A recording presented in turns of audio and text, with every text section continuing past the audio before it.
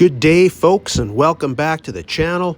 And today we are going to talk about what happened to the much anticipated Harley Davidson Bronx Street Fighter. But first, as per usual, a viewer bike. This is Franz's 2024 Fat Boy in Sharkskin Blue.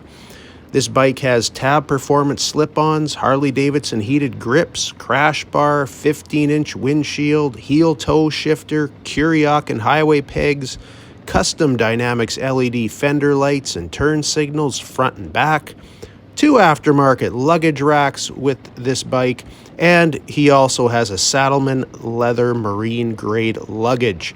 Very nice, Franz.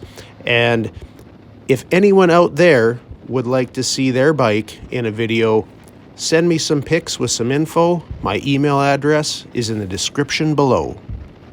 So recently, Harley's outgoing CEO, Jochen Zeitz, said that the company will be coming out with a new entry-level model or models in 2026.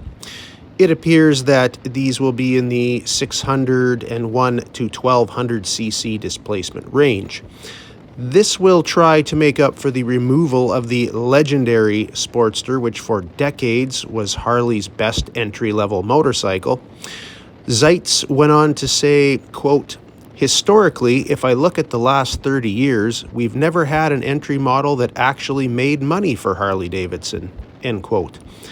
I'm not quite sure I believe that, but I also don't have the financials in front of me.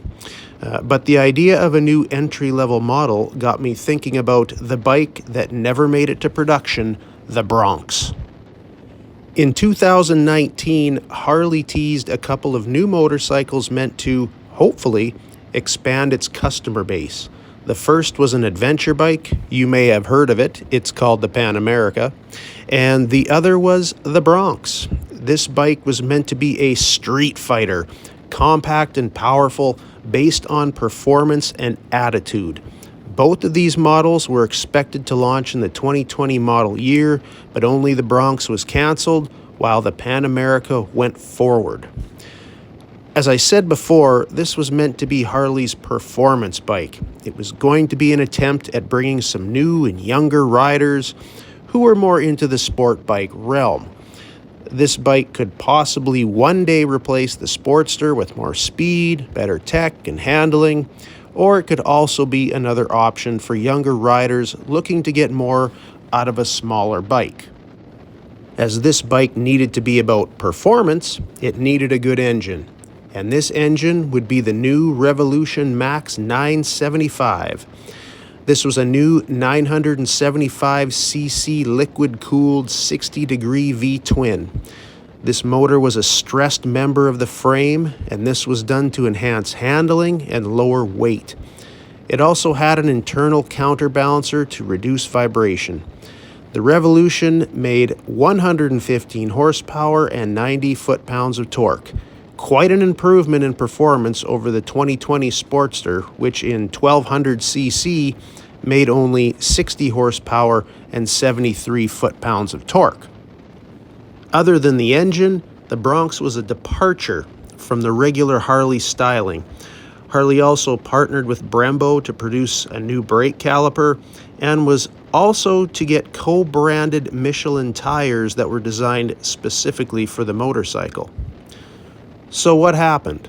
Well, the Pan America and the Bronx were part of Harley's More Roads to Harley Davidson campaign. This campaign was going to be used to boost U.S. sales and build a stronger foundation of new riders with new models such as the Pan America and Bronx and even the Livewire. However, in early 2020, Harley's CEO at the time stepped down and the company ended the More Roads campaign. And in May of that year, Jochen Zeitz, a name many Harley owners curse, was hired as the new CEO. And with Zeitz came the rewire strategy. The first thing was to streamline the company, which meant eliminating 700 jobs globally. But the rewire plan was to build, quote, a strong foundation to drive a high-performance organization in the future, end quote. This shift in strategy was meant to put more of a focus on traditional bikes like the touring models that had a history of success. This was also when COVID was blowing up. The company decided to bank on bikes that had a proven track record. However, they still went ahead with the Pan America and made that bike its main focus. I suppose the idea of a brand new venture into a market they hadn't tried before was still a viable idea. The Bronx's launch was pushed back to 2021 and then canceled completely. But Harley didn't do away with the 975 engine, albeit in a little less powerful version. This went into what basically took the Bronx's place, and that is the Nightster. Instead of a new sports bike design, the Nightster kept a little more of that traditional Harley look, and although it was new, it was a little more on the conservative side.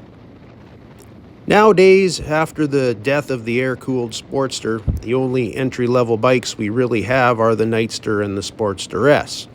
If it were me, I would have preferred to keep the regular Sportster and came out with the Bronx instead. So this is a big what if for the motor company. It's hard to say whether this bike would have fared well. The Pan America has done all right. However, the Livewire has been a failure. And the new line of Sportsters have not exactly been big moneymakers. The Bronx probably would not have done much for the company's regular customers, but could it have brought in some new ones?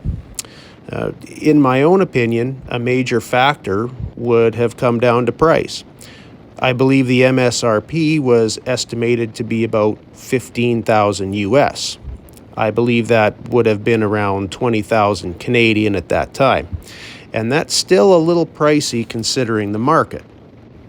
I mean, for example, for about 12,500 US, you could get a Yamaha R9. That's a bike with a little higher horsepower for less money. So why would you pay a premium price for a performance bike that costs more but may do less? Although I suppose price has always been an issue for Harley Davidson. Anyway, the Bronx was set aside for the Nightster, and I don't expect that to ever change. Was it a good decision? Well, who knows? Also, it will be interesting to see if Harley comes out with a completely new entry model, or if they just bring in a bike something like they already have selling overseas. A higher displacement X440 perhaps? I guess we'll find out. But like I said before, I would have preferred to keep the older Sportster and came out with the Bronx rather than the Sportster S and the Nightster. But what do I know? So let me know in the comments what you thought of Harley's decision to shelve this model. And that will about do it for me for today. So you folks stay safe out there on the road, and I will catch you in the next one.